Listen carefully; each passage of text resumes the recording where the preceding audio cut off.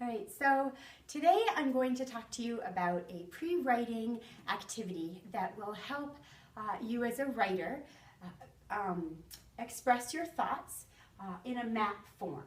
So this is called cluster mapping. And what I like to do is start across the top by explaining the purpose of your writing. In this case, the purpose is to show how experiencing elements of another country expose something about their culture. So I want to think of what's the experience. That's going to be the focal central part of the cluster map. So what I write on this map is going to be cryptic to you. It has to make sense to me, but it doesn't have to make sense to other people. It's a tool for the writer. So I'm going to write in here the value of an egg. That's my central experience that I'm going to put in the center. And that's the focus of the writing piece, is this experience relating to the value of an egg. Across the top, I'm going to put a quote that will be used throughout my writing. It's called Laden with Happiness and Tears. So I'm going to put that in quotes because I want that to also be a unifying aspect of the writing. So I'm writing laden with happiness and tears. And that's a quote that's going to pull it together. I'm going to have two contrasting elements here in my writing. One is going to be the tears or the sadness, and one is going to be happiness.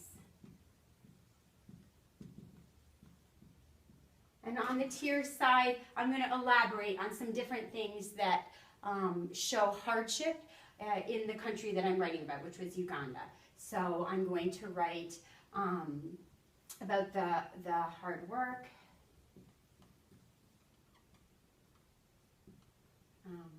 I'm going to write polygamy.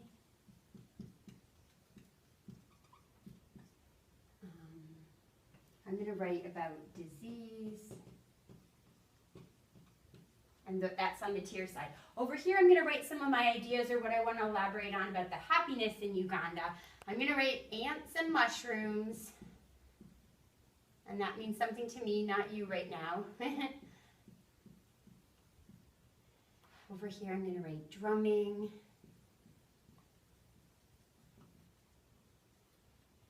And greasy grasshoppers.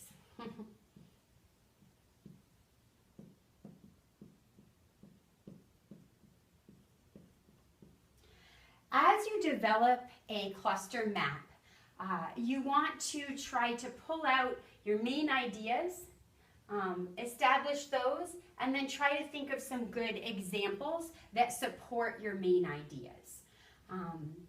Along the bottom here, I also have culture, which is laid out in the purpose and significant in the writing. And I'm going to show a progression, the ebb and flow of culture. In my writing, I want to show the ebb and flow of culture.